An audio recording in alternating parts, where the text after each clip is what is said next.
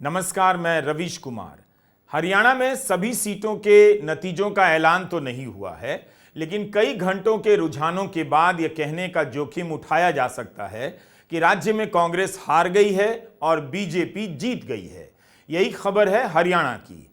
हम live channel नहीं हैं। ये क्यों कह रहे हैं? क्योंकि जब तक हम वीडियो रिकॉर्ड करते हैं, एडिट करते हैं और अपलोड करते हैं, समय का काफ़ी अंतर हो जाता है और इस दौरान कई तरह की सूचनाएं बदल जाती हैं। जिस वक्त हम ये वीडियो रिकॉर्ड कर रहे हैं उस वक्त 3 बज रहे हैं। अब आप उसमें एडिट होने और अपलोड होने का भी कुछ समय जोड़ दीजिए, कम से कम 1 घंटा, तो कितनी सारी चीज़ें अपलोड होते होते बदल ही जाएंगी।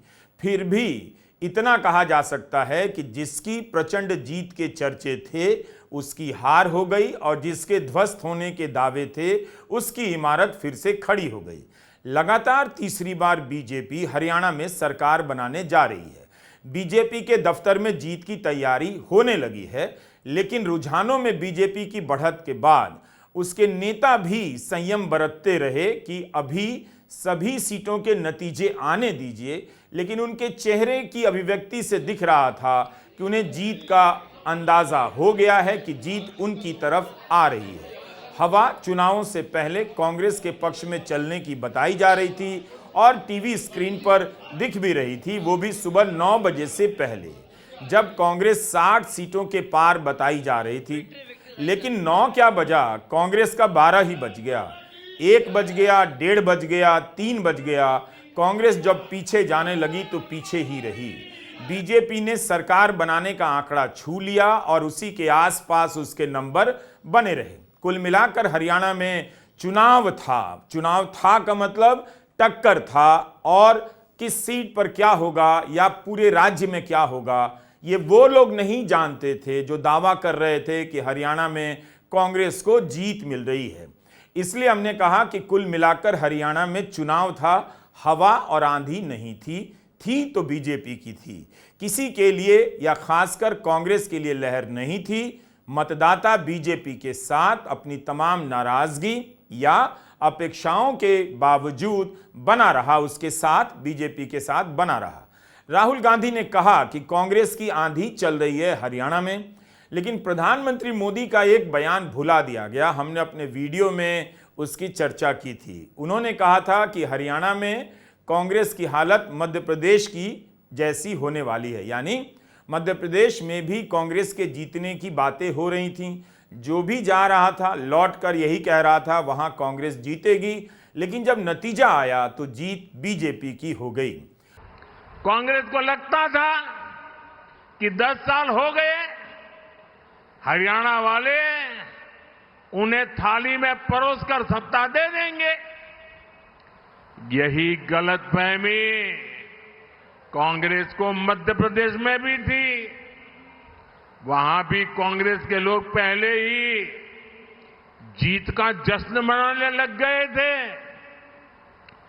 लेकिन वोटिंग के दिन मध्य प्रदेश की जनता ने कांग्रेस को दिन में तारे दिखा दिए, आईना दिखा दिया।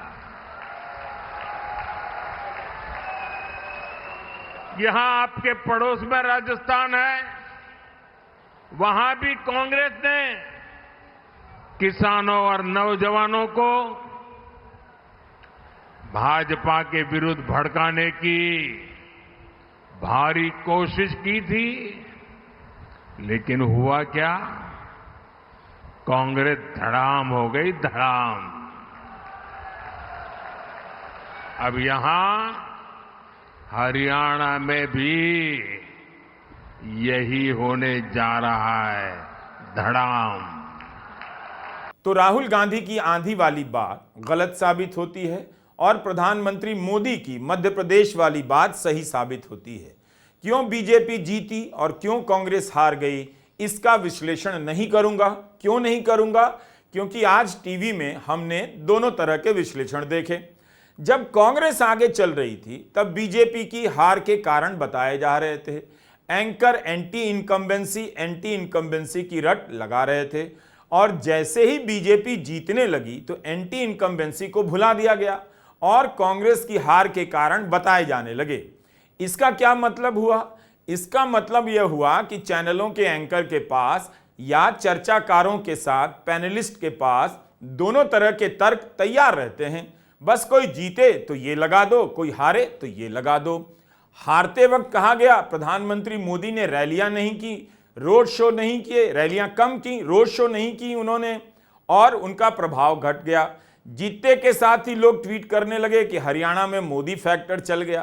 तो बीजेपी के हारने पर बीजेपी को कैसे धोना है और कांग्रेस के हारने पर कांग्रेस को कैसे धोना है, एंकरों के पास दोनों तरह के तर्क तैयार रहते हैं।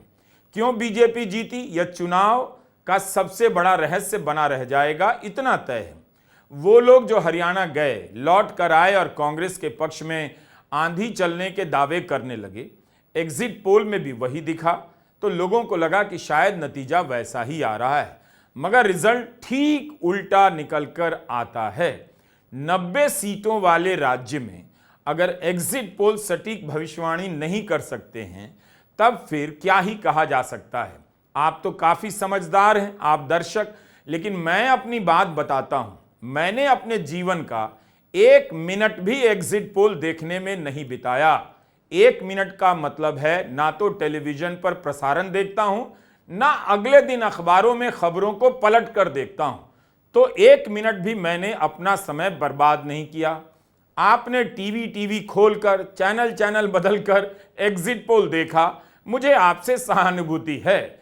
आप यकीन नहीं करेंगे कि मैं एग्जिट पोल की कोई चर्चा नहीं देखता, लेकिन गोदी एंकरों को देखना भी पड़ता है और कार्यक्रम भी करने पड़ते हैं, क्योंकि नए नए कपड़े पहनने का मौका मिलता है और ये जीता वो जीता बताते हुए ज्ञानी दिखने का लोभ कोई एंकर आसानी से त्याग नहीं सकता। फिर भी ये सवाल मेरे लिए भी रहस्य के समान है कि करोड़ों दर्शकों के बीच जो एग्जिट पोल देखा जाता है, गलत होने पर भी देखा जाता है और उसके बाद भी एग्जिट पोल वाले सुधरते नहीं, मैं कैसे उनके बीच बिना देखे इस पेशे में हूं, कई बार खुद पर संदेह होने लगता है। इसका जवाब वही खोज सकता है जिसे ठीक ठीक पता था कि हरियाणा में कांग्रेस हार रही है और बीजेपी जीत रही है। जब चैनलों पर एग्जिट पोल चल रहा था, हम अपने YouTube चैनल के लिए लेबनान, ईरान, इसराइल और गजा पर वीडियो बना रहे थे। एक बार भी नहीं लगा कि हरियाणा पर वीडियो बनाना चाहिए। यह संयोग भी हो सकता है कि वीडियो बनाने से बच गया, वरना आप उसके क्लिप निकालकर मुझे ट्रोल कर रहे होते। एग्जिट पोल देखकर सपने देखने की आदत से आप सभी को बचना चाहिए और मुझे आगे और सावधान रहना चाहिए। हरियाणा में बीजेपी ने अपने प्रदर्शन को काफी बेहतर किया है। कई पुराने विधायकों को जनता हराती, इससे पहले ही बीजेपी ने उनके टिकट काट दिए। खबर छपी कि हरियाणा में कांग्रेस की लहर है, इसलिए प्रधानमंत्री मोदी ने हरियाणा में हार मान ली है और इस बार धुआंधार रैलियां नहीं की और रोड शो भी नहीं किया।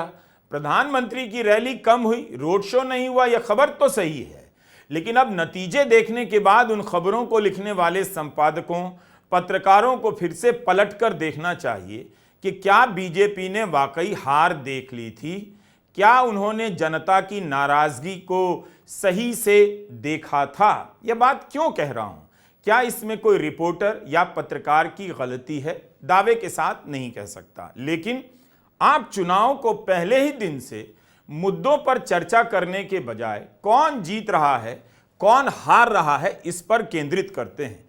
दर्शकों और पाठकों की तमाम दिलचस्पियों को वहां लाकर टिका देते हैं कि हर आदमी जो हमसे भी मिलता है वही पूछता है कि बताइए हरियाणा में कौन जीत रहा है, यूपी में कौन जीत रहा है। जैसे मेरे पत्रकार होने की सबसे बड़ी जिम्मेदारी यही है कि मैं सही सही बता दूं, जबकि मेरा यह काम नहीं होना चाहिए।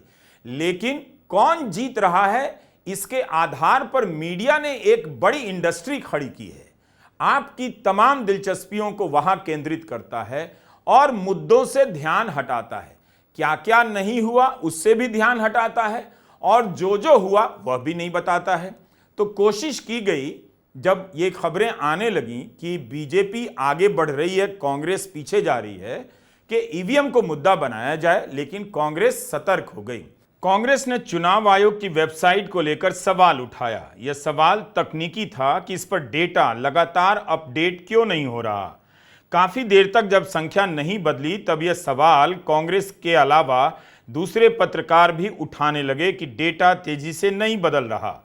पवन खेड़ा ने कहा कि हमारे पास जानकारी है जहां 9 या 10 राउंड की गिनती हो चुकी है, लेकिन चैनल या चुनाव आयोग की वेबसाइट पर सिर्फ 4 या 5 राउंड की गिनती दिखाई जा रही है। जहां 12 राउंड के रुझान उपलब्ध हैं वो अपडेट नहीं हो रहे हैं। हमारे पास 10 ऐसी सीटें हैं जहां कांग्रेस आगे है लेकिन दिखा नहीं रहे। ये मनोवैज्ञानिक खेल है। कांग्रेस महासचिव जयराम रमेश ने चुनाव आयोग को पत्र भी लिख दिया कि आप समय पर अपडेट करें ताकि भ्रामक जानकारी ना फैले और कोई बूथों पर गिनती को प्रभावित ना कर सके। यहां तक बात कैसे इतनी गलत थी, मगर चुनाव आयोग का जवाब देखिए।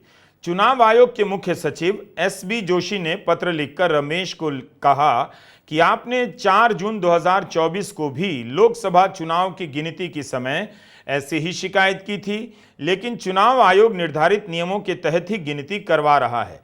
पत्र में लिखा है कि आपने अपनी शिकायत में तथ्यहीन बातें उठाई हैं और अपनी शिकायत का कोई विवरण भी नहीं दिया। साथ ही इस पत्र में एक टेबल दिया है जिसमें चुनाव आयोग की वेबसाइट हर 15 मिनट में अपडेट किए गए नतीजों का ब्यौरा है। आक्रामक रुख अपनाते हुए चुनाव आयोग ने कहा कि जयराम रमेश के गैर जिम्मेदाराना, निराधार, दुर्भावनापूर्ण और अपुष्ट शिकायतों को चुपचाप विश्वसनीयता प्रदान करने की इस कोशिश को सिरे से खारिज करता है। इस पत्र को चुनाव आयोग ने सार्वजनिक रूप से ट्वीट भी किया है। केवल कांग्रेस सवाल नहीं कर रही थी। कभी चुनाव आयोग को गंभीरता से कवर करने वाले पत्रकार हृदय जोशी 11 बजे ट्वीट करते हैं और फिर उसके बाद 12:28 पर ट्वीट करते हैं कि हरियाणा विधानसभा चुनाव में सीटों पर 14 से 18-19 राउंड की गणना होनी।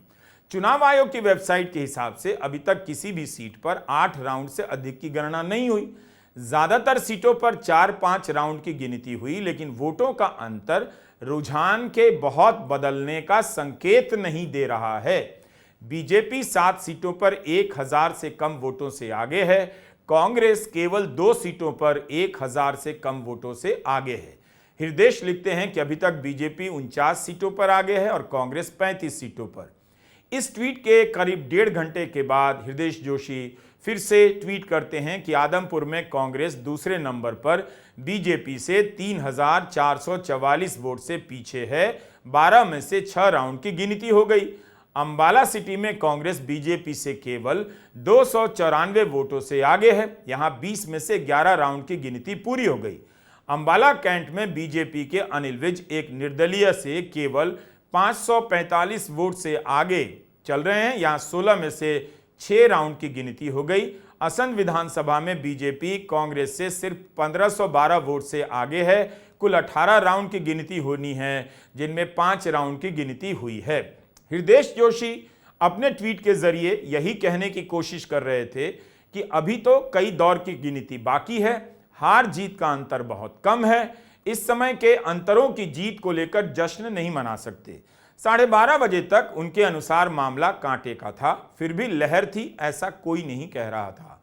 हृदय जोशी के ट्वीट के आसपास आंकड़ों की परख रखने वाले हिंदुस्तान टाइम्स के पत्रकार रोशन किशोर 11:41 पर ट्वीट करते हैं कि कांग्रेस के जीतने के चांस हैं, लेकिन बाद में वे एक और ट्वीट करते हैं और बताते हैं कि 35.4% वोटों की गिनती के बाद कांग्रेस के जीतने की उम्मीद समाप्त हो जाती है, क्योंकि 35.4% वोटों के गिने जाने तक अब वोट शेयर में कांग्रेस और बीजेपी दोनों एक दूसरे के करीब आ जाते हैं।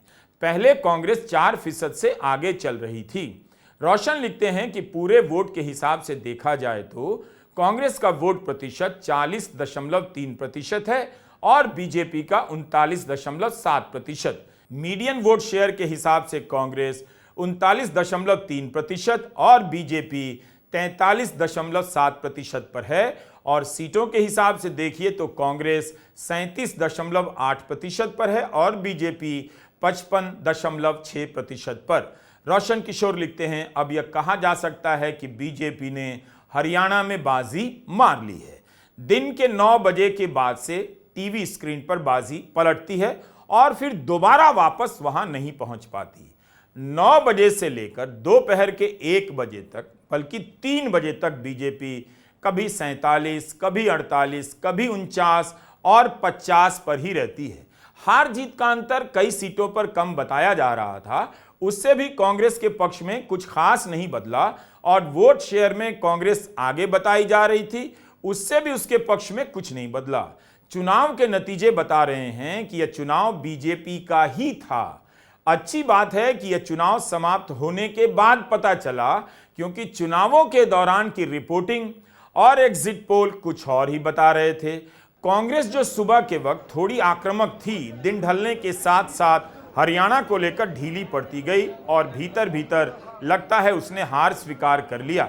जरूर भूपेंद्र सिंह हुड्डा अच्छे खासे वोटों से अपनी सीट पर आगे चल रहे थे, लेकिन 2014 से लेकर 24 तक 3 बार वे कांग्रेस की वापसी नहीं करा सके। उनके घर पर जीत की उम्मीद में भीड़ बढ़ रही थी, बाद में छटने लग गई। हुड्डा 10 बजे भी कहते रहे उनकी पार्टी की सरकार बनेगी, 1 बजे भी कहते रहे उनकी पार्टी की सरकार बनेगी और 3 बजे भी उनका बयान आया कि उनकी पार्टी की सरकार बनेगी, लेकिन तब तक बीजेपी ने जीत के जश्न की तैयारी शुरू कर दी। क्या हरियाणा में जाट बनाम गैर जाट की राजनीति में अब हुड्डा पर दांव लगाने की रणनीति गलत थी? यह सब सवाल उठेंगे और मुझसे बेहतर लोग इस पर रोशनी डालेंगे, लेकिन इतना तो सही है कि भूपेंद्र हुड्डा ने मुद्दों की सही पहचान की और उसे उठाया। लगता है जनता तक अपने वादों को ठीक से नहीं ले जा सके, या फिर शैलजा से लेकर दूसरे प्रतिस्पर्धियों की तरफ खुद आगे बढ़कर हाथ नहीं मिला सके। हरियाणा में बीजेपी की जीत इसलिए बड़ी है क्योंकि तमाम चर्चाओं में लहर उसके खिलाफ थी। अगर लहर खिलाफ थी और बीजेपी ने जीत हासिल की है, तो इसका मतलब है बीजेपी ने लड़ाई लड़ी है और एक मुश्किल से हासिल जीत प्राप्त की है। जमीन पर उसकी क्या रणनीति थी, किसके सामने किसे खड़ा किया, यह सब कभी पुख्ता तौर पर सामने नहीं आते हैं, तभी लाए जाते हैं जब महिमा मंडन करना होता है। जो लोग बताएंगे क्या उन्हें पहले पता नहीं था, बाद में कैसे चला? चुनाव में आप जरूर कुछ रणनीतियों को छुपा लेते हैं, किसी को पता नहीं चलता, लेकिन ज्यादातर रणनीतियां स्थानीय स्तर पर लोगों की नजर में आ ही जाती हैं। तो फिर एग्जिट पोल वाले इसे क्यों नहीं पकड़ पाए? अब बहुत से लेख आएंगे कि बीजेपी ने ये कर दिया, वो कर दिया, राहुल को पता नहीं था, कांग्रेस अति आत्मविश्वास का शिकार हो गई। ये सब बातें सही भी हो सकती हैं, लेकिन इन सही बातों के पीछे जो नए नए तथ्य और तर्क गढ़े जाएंगे, मैं उनकी रचनात्मकता की बात कर रहा हूं। कांग्रेस की लहर जब बताई जा रही थी, तब वही लोग ऐसा तो नहीं लिख रहे थे कि बीजेपी ये कर रही है, वो कर रही है, उसके खिलाफ लहर खत्म हो गई है, यही लिख रहे थे। तो फिर क्या होता है कि इस तरह के विश्लेषणों की विश्वसनीयता कम होती चली जाती है। बीजेपी लीड और जीत के कॉलम में कांग्रेस से काफी अलग निकल चुकी थी और उसी की सरकार बनती लग रही थी। इसे लेकर संदेह के तमाम बादल छटने लग जाते हैं। विनेश फोगाट इस चुनाव में कांग्रेस के लिए एक चेहरा थी। कई दौर की गिनती में विनेश पीछे चलती रहीं। विनेश के चुनाव के बारे में ही कई पत्रकारों ने लिखा और कहा कि चुनाव जीतना आसान नहीं होगा, मगर 13 दौर की गिनती के बाद विनेश 5231 वोटों से आगे निकल जाती हैं और जीत जाती हैं, मगर उनकी जीत का अंतर बहुत बड़ा नहीं है। विनेश फोगाट का जीतना, इसके बावजूद कि उनकी जीत का अंतर कम है, एक बड़ी घटना है, लेकिन जिस पार्टी की उम्मीद थी जीतने की, वही हार गई। 12:45 बजे बजरंग पुनिया ट्वीट करते हैं कि देश की बेटी विनेश फोगाट को जीत की बहुत बधाई। यह लड़ाई सिर्फ एक जुलाना सीट की नहीं थी, सिर्फ 3-4 और प्रत्याशियों के साथ नहीं थी, सभी पार्टियों की लड़ाई नहीं थी। यह लड़ाई देश की सबसे मजबूत दमनकारी शक्तियों के खिलाफ थी और विनेश इसमें विजेता रही। मगर इसी लड़ाई को कांग्रेस तो हार गई। विनेश फोगाट की हार की भविष्यवाणी कर दी गई थी। कई लोग लिखने लगे थे कि विनेश फोगाट हार जाएं, हम यही चाहते हैं। ट्विटर पर जश्न मना रहे थे, लेकिन विनेश फोगाट ने उन सभी को हरा दिया। दोपहर 1:30 बजे तक कांग्रेस कहती रही कि 8 से 10 दौर की गिनती बाकी है, फिर भी उसकी स्थिति में बदलाव नहीं हुआ। अंबाला कैंट से हरियाणा के गृहमंत्री अनिल विज के हारने की भविष्यवाणी की गई थी। कई दौर में उनके पीछे जाने की खबरें भी आईं, लेकिन अनिल विज भी 4000 वोटों से आगे निकल गए। लाडवा से मुख्यमंत्री नायब सिंह सैनी की लीड हुड्डा जितनी तो नजर नहीं आई, लेकिन इतनी तो जरूर थी जिससे आसान जीत हो सकती थी। और जिस सीट पर कहा जा रहा था कि नायब सिंह सैनी के लिए जीतना आसान नहीं होगा, नतीजे देखकर ऐसा नहीं लगता है। 2 बजे से 7 मिनट पहले हरियाणा भाजपा ने यह ट्वीट किया, जिसमें प्रधानमंत्री मोदी और नायब सिंह सैनी एक दूसरे का अभिवादन करते देखे जा सकते हैं। ट्वीट पर लिखा था, सीएम नायब। हरियाणा चुनाव में किसानों की नाराजगी की बात कही जा रही थी, नाराजगी थी भी, लेकिन चुनावी नतीजों से लगता है कि किसान आंदोलन का इतना राजनीतिक प्रभाव नहीं है।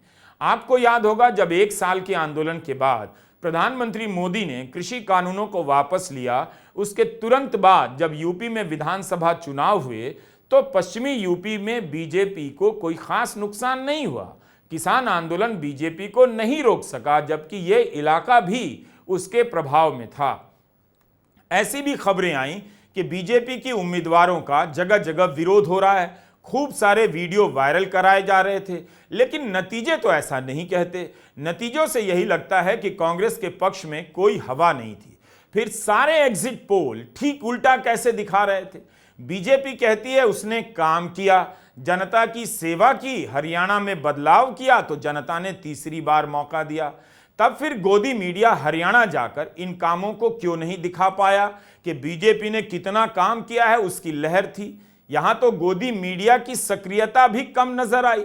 इन बातों का मतलब तो है, लेकिन अब वक्त चला गया। हरियाणा में बीजेपी तीसरी बार सरकार बनाने की राह पर है। लोकसभा में 240 सीटों पर सिमटने के बाद बीजेपी के लिए हरियाणा की जीत बहुत मायने रखती है। जिस चुनाव में उसकी हार पर निबंध लिखे जा चुके थे, बीजेपी ने उस किताब के कवर पर अपनी जीत लिख दी है। नमस्कार, मैं रविश कुमार।